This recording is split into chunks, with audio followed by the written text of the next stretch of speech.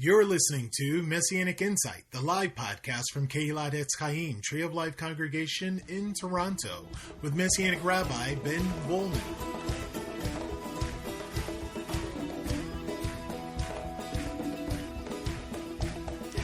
We are going to complete this current, it's actually the current mini-series on called Upon This Rock, and it's part of the teaching on Kefa and his spiritual journey. And we're actually in two books. We're in Matthew chapter 17 and in Mark chapter 9. So we're going to be in those two books as we begin our study this morning. And really, this is an interesting study. As it comes together, as it comes to a close, there's a lot to bring together. Not everybody has heard every single one of the messages, and some of you are hearing this section for the first time, so it's really, you're actually beginning here. And what we've been doing is talking about Peter's experience with Yeshua as he transforms his perceptions of who Yeshua is.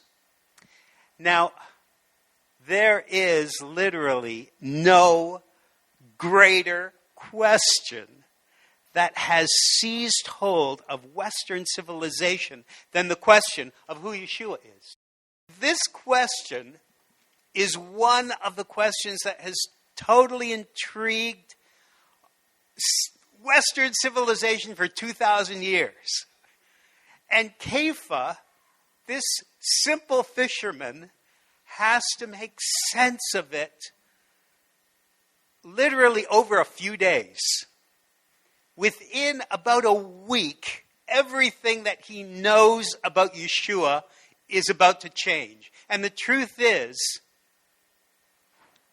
these same questions will beguile him for the rest of his life, because he will become a key spokesperson. He will become, for many, the one who has to answer these questions. Son of God or man of mystery, divine or human, resurrected or mythologized, miracle worker or miraculous deceiver. He will be the one who will have to speak to that question. How will God prepare him to answer questions that are so deep and will remain so difficult, so that even today, these questions are not by any means settled. Not by any means settled. And especially, as you know, by our Jewish people. By Kefa's own people. And this is how Israelis call him. Ish hazeh, that man. No one is more questioning about this issue than Jewish people. How do we break through? How can this truth break through? Strangely enough, it breaks through always the same way. Some of you know who this guy is, Michael Zinn. He looks a lot like a dear departed friend whose name is now simply on our Torah Ark. But some of you remember that Michael Zinn was a guest of ours a few years ago. And some of you remember his story. It's an amazing story. This man was raised in the Soviet Union. He lived there until his early 30s. And everything in his life, especially his father said to him, there's only one thing you need to know. When you go out into the world and study and you're an intelligent young man, there's just one thing you need to know. I don't want you to ever study or think you can bring any book about Yeshua, Jesus, into this house. His father was absolutely adamant and was furiously, determined his son will have nothing to do with Jesus. And of course, Michael, being, the faithful, loyal son of a father who had suffered so severely, so terribly, and being so anxious to please his father, did what all young people do at that stage of life. The complete opposite. He went out and tried and got a New Testament, started reading about Jesus, and found him kind of an interesting guy, but that was, what can you do about Jesus? You're Jewish, right? Well, he found him interesting, that was all. But then something happened. He was in his mid-30s, and he and his wife were in Israel, and they were in a program to learn Hebrew because, as he said, here I was in the promised land, and I knew nothing. I couldn't read anything. I couldn't speak anything. I knew nothing. And then he had to enter a school. He had to go back to school. I have to tell you something. Here I was writing this sermon, and it's all about learning. It's a continuing theme here, is learning. And sure enough, what is it? School's out. This is the week school goes out. And you all remember remember that feeling? School's out. Oh, wow. I'm free. Free at last. Man, and there I am, think to myself, I'm never free. I'm stuck here.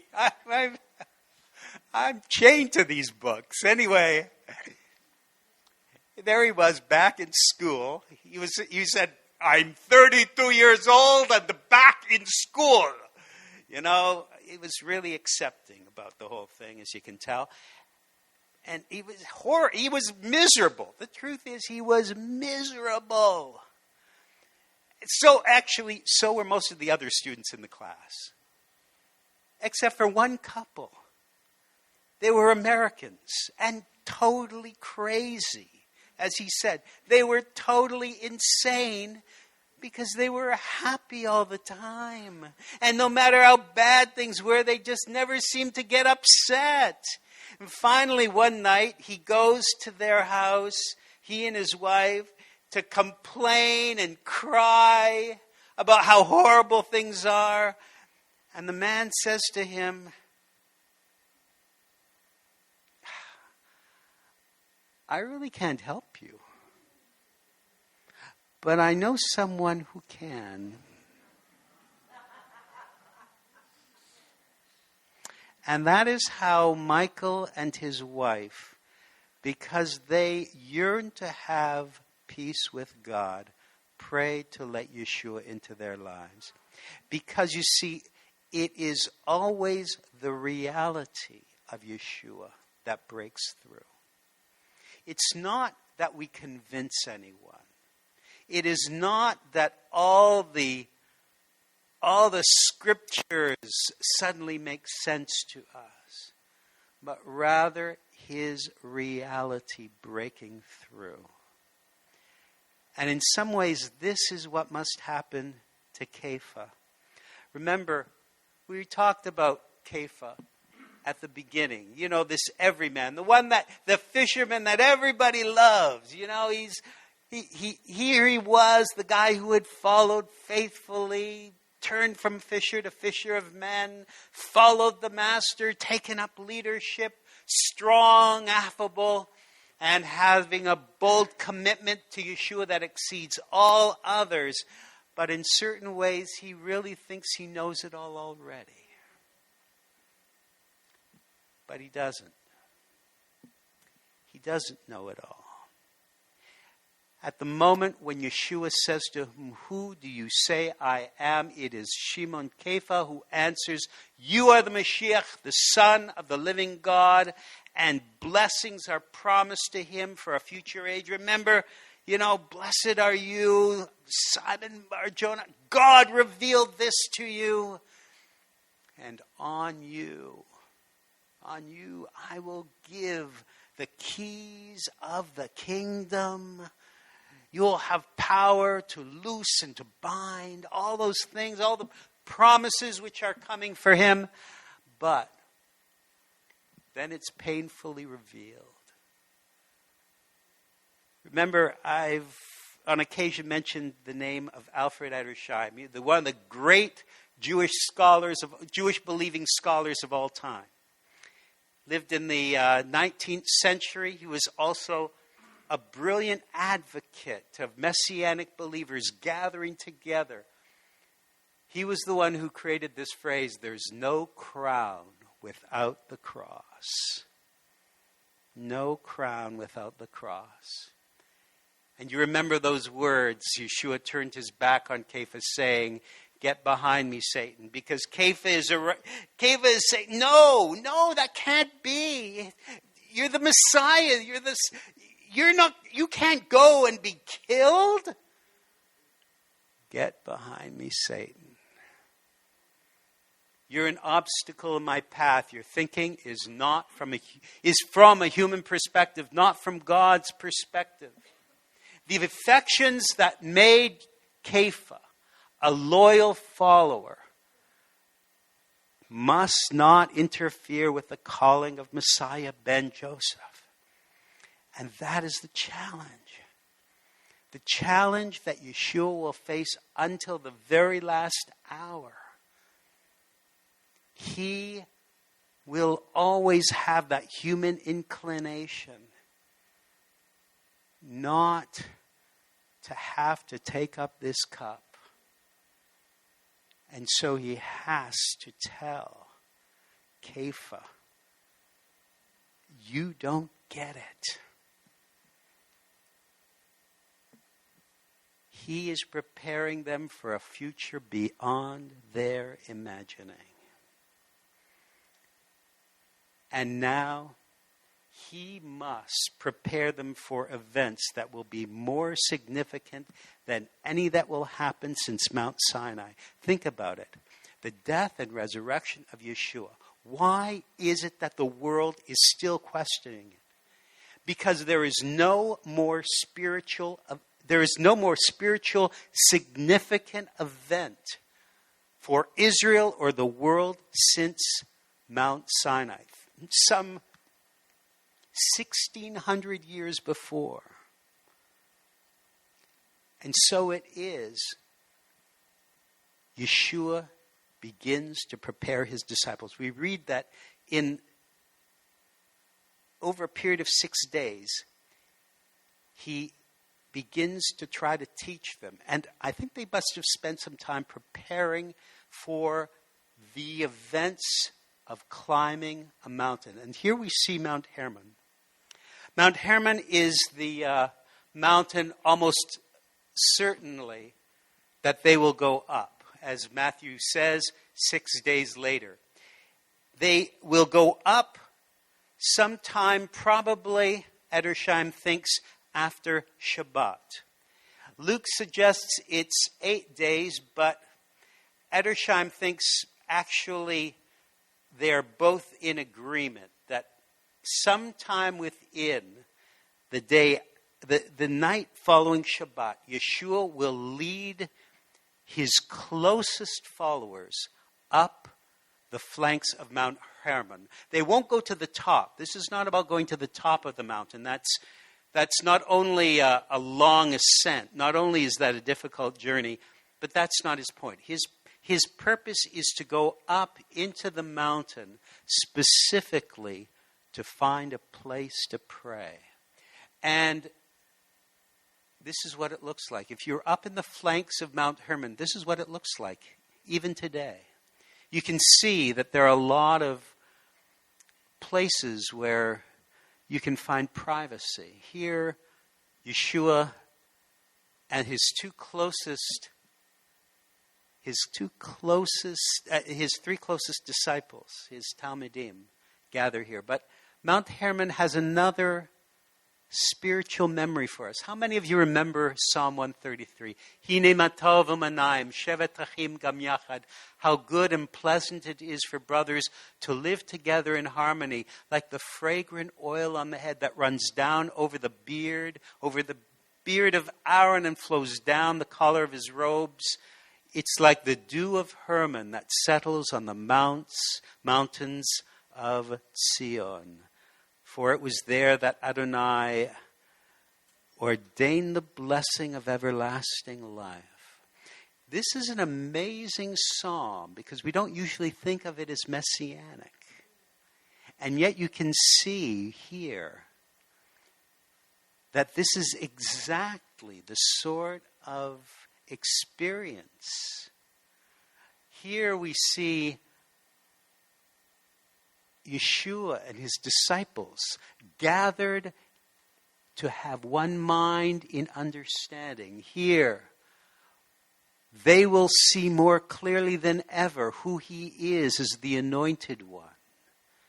It is here that they will take hold and see the promise of what Yeshua may yet do for the world by overcoming the world and giving it the promise of life. So Yeshua has brought them here after Shabbat to seek his Father in privacy as he often did alone. And they may well have been preparing for this over the past week. And it's been a difficult week because Kefa, on one hand, has received a promise, but on the other hand, everything he knows is changing.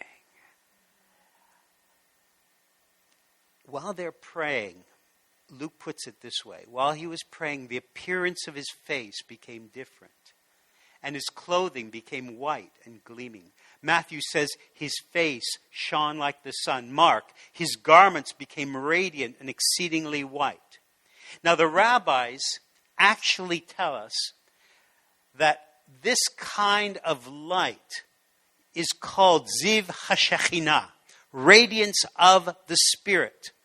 And they mark that it is a sign of those who have been in the presence of God. But in fact, the rabbis also say all those who enter into the presence of God eternally glow with this presence. Just as Moshe's face was radiant as an angel, this is the glowing presence of God in the midst of his people. And there he is. There's Yeshua. Not alone, only with his disciples, but with Moshe himself and Eliyahu. Moses, the one we call Moses, our teacher, Moshe Rabbeinu, and Eliyahu Hanavi, Elijah the prophet. And we read Luke 9. They appeared in glorious splendor and spoke of his exodus, which he was soon to accomplish in Jerusalem. Now, the two figures, representative of Torah and the prophets. They're acting here as two witnesses. It's very interesting. You would have thought that the Talmidim would be the witnesses. But the Talmidim are exhausted. And actually, we'll find out they're asleep. They're asleep. What does this remind you of? It reminds you of Gethsemane. The very moment when Yeshua asks them to pray. And what is he doing? What are they doing? Yeah, they're out of it. Both Moshe and Eliyahu experienced mountaintop experiences, but actually they were both men of Mount Sinai. Actually, Eliyahu also has an experience with God on Mount Sinai. And Yeshua is now following in the footsteps of Moshe into the visible presence of the Father. That is also what we see. Now, I should also point out to you, this is a very interesting thing because in Jewish apocalyptic literature of that time, these are often considered the two witnesses. In fact, you'll notice in Revelation as well, there is that issue of who are those two witnesses. But in the Jewish writings of that time, we read these words in Deuteronomy Rabbah. It's a study of Deuteronomy. Holy One, blessed be he, said to Moshe, Moses, by your life, just as you have given your soul for Israel in this world, so in the future to come, when I bring the prophet Elijah, the two of you will come as one. Now, we are all familiar because at Pesach, and actually, during every Havdalah service, what do we sing? Eliyahu Hanavi. Elijah. We are remembering Elijah will come, but what we have not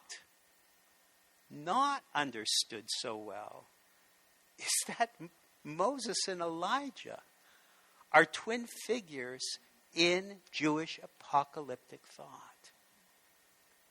And so it's interesting. They are here and they are talking to him about Exodus. It's fascinating that this is the very specific word they use. Now, I have done Passovers literally all across this country many, many times. But this was the first time I took a real look at this and understood the significance of this word, Exodus, for Yeshua. Some consider that the reason that Yeshua goes up the mountain with his disciples is because he is actually receiving instructions from Moshe and Eliyahu concerning the events that will happen in Jerusalem. Just as when Daniel prayed for direction from God, he too received specific instructions from the angels concerning things to come. Either way, the specific term which is used here, Exodus, refers both to his death and to the Passover timing of the events. And the interesting thing is we'll see in 2 Peter 1:15, when Kefa, all those many years later, speaks of his own impending death, he will speak to the believers and speak to them of my Exodus. Not because he dies on Passover, but because he will experience the same death as Yeshua. And some of you will know that he will say, it is too much for me to die as my master. Hang me upside down on the cross. The Talmidim, as you know, have been asleep, and they only wake in time to see what's happened. This is one of the striking things about this whole experience is they're asleep. Now they wake up. They understand what's happening. And Kefa says, it's good we're here, Rabbi. Let's put up 3 shelters, 3 sukkot. Shalosh sukkot. 1 for you, 1 for Moshe, and 1 for Eliyahu. Mark says he didn't know what to say. They were so frightened. Now, the interesting thing, of course, about the Sukkot is that there's something appropriate about putting up Sukkot because you know what we do during Sukkot, during the Feast of Tabernacles, when we put up a little sukkah, we decorate it with pictures of the prophets and with Abraham. And, you know, in a sense, it's perfectly appropriate at Sukkot to put up Sukkot. And what do we remember at Sukkot? God coming and dwelling in our midst. Some people think that Kefa is saying, let's have Sukkot right now. Let's do it here. Maybe this is it. Maybe Israel's coming up the mountain. Maybe this is what it's about. Others will say, no. Kefa has been traveling with Yeshua all over Israel. He's been putting up Sukkot the whole time. He's used to putting up these little tents anyway. And he just wants to stay on the mountain. You know that many people think that Mark specifically wrote his gospel hearing the stories of Kefa. And that's why Mark makes this little aside, almost as if he heard it directly from Kefa. He didn't know what to say. They were so frightened. And that's very possible. It's possible that Kefa is describing this to Mark and he says, you know, I must have been out of my mind. I had no idea what was going on. Or, as you might say, if you see Moses and Elijah, what do you say? I don't know what you are going to say, but you're going to come up with something that later you'll regret, you know. Gee, so glad to meet you. I've always wanted to do this. You know, who knows what you would say. So suddenly, there they are. But it's not the end. The cloud and the voice. A cloud enveloped them, and a voice came out of the cloud. This is my son, whom I love. Listen to him. I've been telling you all about Israel and voices from God. You know what? They have a term for this. It's bat kol. Bat kol literally means daughter of the voice, and it is a term specifically used for hearing a voice from heaven. However, the rabbis did not particularly like to hear voices from heaven, and remember that they brought in rulings that declared even if a voice comes from heaven, if it is against the teaching of the rabbis, you are not to listen to it. One wonders where the ruling really came from. But we know that this is what Shimon, Kefa, and the Talmidim experienced.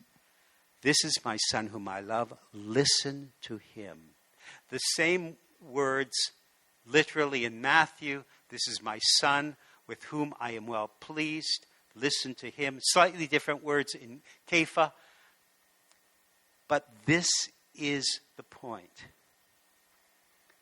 We were eyewitnesses of his majesty. For a moment, Kefa sees him as he is. That's what Kefa is saying. I did not know who he was. This is what the experience is about. For a moment, he will see him as he is. For we were there when he received honor and glory from God the Father, and the voice came to him from the grandeur of Shekhinah, saying, "This is my son whom I love. I am well pleased with him." And then we heard this voice come out of heaven when we were with him on the holy mountain. Yes, we have the prophetic word made very certain, and you will do well to pay attention to it, as to a light shining in a dark, murky place until the day dawns and the morning star rises in your hearts. This is the prophetic word made certain. Deuteronomy 18:5, where the prophetic word of Moshe, Moshe, our teacher, now gives this prophetic word in Deuteronomy 18 verse 5. God says, I will raise up for you a prophet like Moshe. You shall listen to him. And that's the word. You shall listen to him. What does God say? Listen to him. This is the other prophetic word made certain. We see and understand who he is according to these words as well. Daniel chapter 7, where we read concerning the Ancient One, the Ancient of Days, clothing white as snow. Notice, again, the sign of the Ziv Shekhinah, the hair on his head like pure wool, throne of fiery flames, wheels of burning fire. Fire flowed from his presence, and thousands ministered to him. Court was convened, the books were opened, and I kept watching, and I saw coming with the cloud someone like a son of man, and he approached the Ancient One and was led into his presence. To him was given rulership, glory, and a kingdom, so that all peoples, nations, and languages should serve him. His rulership is an eternal rulership that will not pass away, and his kingdom is one that will never be destroyed. This is who he is. You see it for a moment. We understand it for a moment. Remember how Matthew 16 started. This is where our study began. Remember in Matthew chapter 16, the first thing or the last thing that happens before they step away is that the enemies of Yeshua come to him and they say, show us a sign from heaven. Show us a sign from heaven. You know, Yeshua could have brought this sign at that moment. But if Moshe and Eliyahu had appeared at that very moment, or a voice from heaven, would they have listened? Would it have made any difference? By the way, if Moshe and Eliyahu appear today, will the rest of the world listen now? You know what Yeshua says? Even if someone is raised from the dead.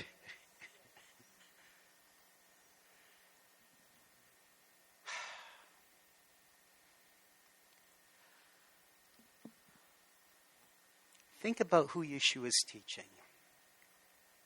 He is not teaching advanced theological students.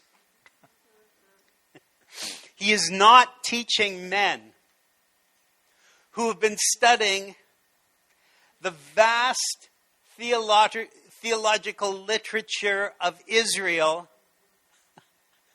for decades. He is teaching fishermen, carpenters, men of the earth. And one of them is a zealot, more used to handling a knife than a scroll. But he's raising up faithful men, and they are convinced they're following the Messiah. He has to prepare them for events that will not only shatter their expectations, but they will change history. And it begins with Kefa. Kefa, the guy who thinks he knows it all. He is the one who, first of all, has to unlearn everything he knows.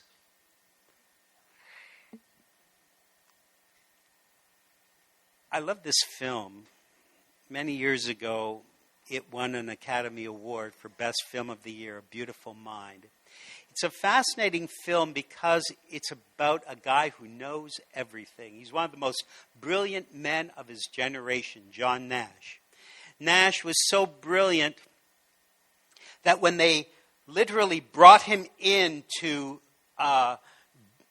decode encrypted classified materials, he could literally do it in his head.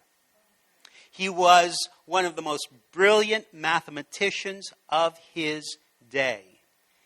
He was also, sadly, a paranoid schizophrenic, and many of the people he met were actually in his brain. It's a tragic story in many ways because he has to confront the fact that everything he knows is not true.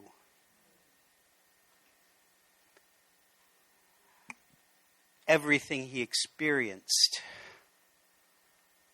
has to be relearned. What fascinated me was this little moment that takes place. And when I saw it, it reminded me of so many things in my own life. After he was totally broken and he had tried to go through therapy, and he's struggling with all the medications they are giving him. In fact, he hates the medications. He can't stand to be on them. And his wife agrees to help him. He goes back to Princeton. The movie had started at Princeton, where he had been a Carnegie Scholarship student. His rival had been a guy called Hansen. They were both scholarship students together.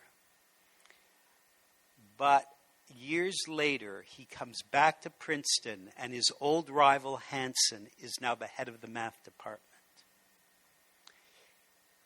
In the moment when he comes into the room, Nash is looking around, and he notices on the wall there's a certificate of what is called the Field Medal.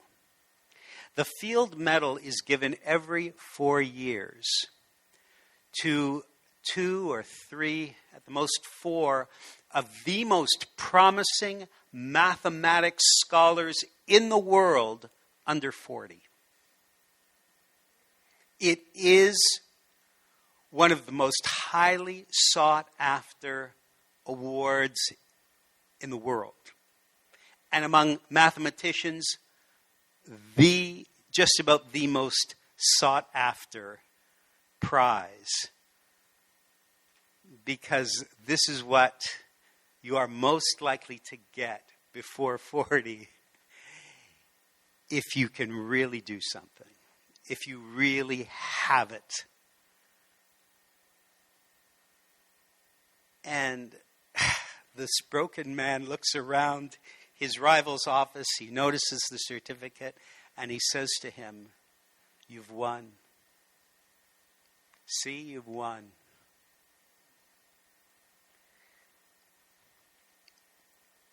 And Hansen looks up from his desk and he says,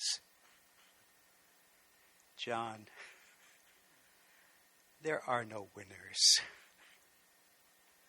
There are no winners.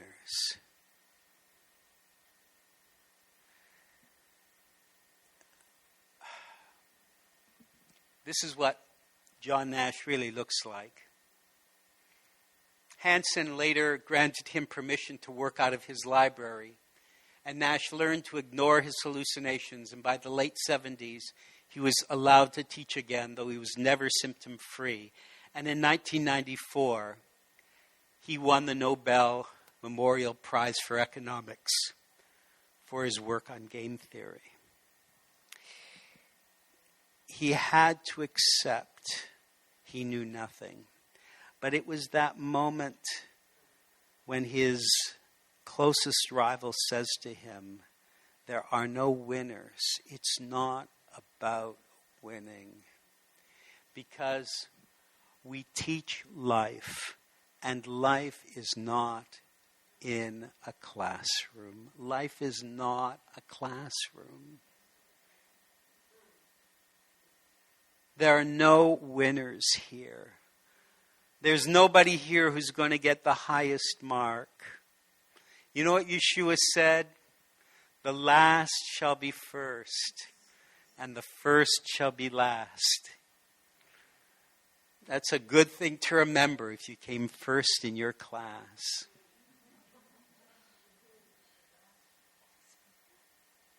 Whereas my dear, dear late father-in-law used to say, you know what they call the guy who comes last in his class in medical school? Doctor.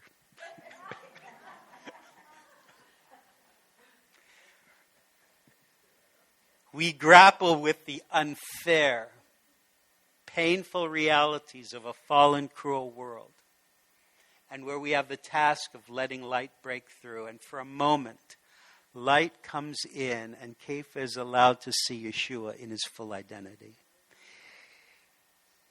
There are no winners, Kefa. But there are moments of light. And that is what we are about. Until the day dawns, whatever I thought I knew nothing. Remember the last words of Job? Some of you know that book of Job. And the very last words, God confronts him indirectly, and what does he say? I spoke without understanding of wonders far beyond me, which I didn't know. And this is how God prepares us.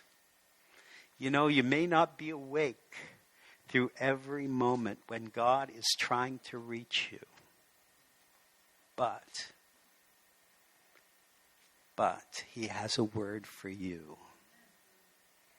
Whatever you think you know, you need to know me.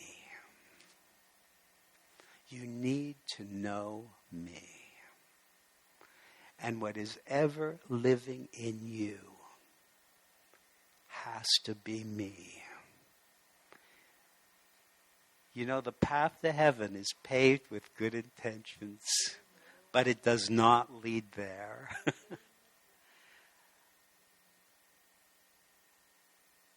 And that's how you'll be ready to learn. My friends, now that you know nothing, you're ready to learn. Let's pray. Heavenly Father, there is so much for us to grapple with. And we are on the spiritual journey with Kefa. We understand him. We too have been in that place where we thought we knew it all.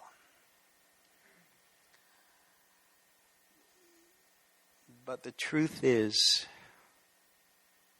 we know so little. And on this journey, you are trying to reach us. You're trying to change us.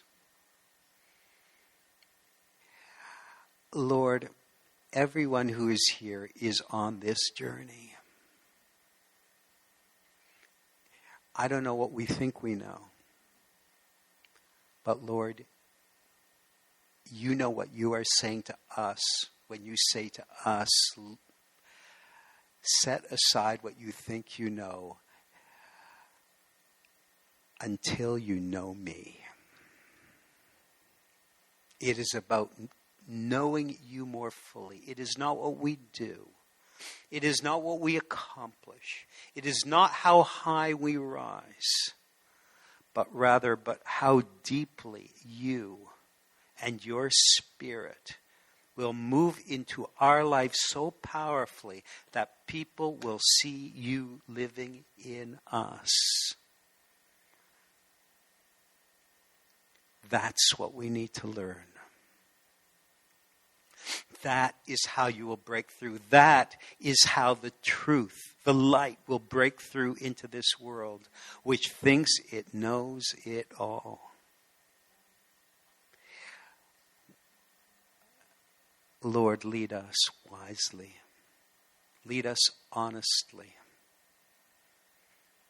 Father, there's much for us to be humble about. But there is also a great deal for us to receive.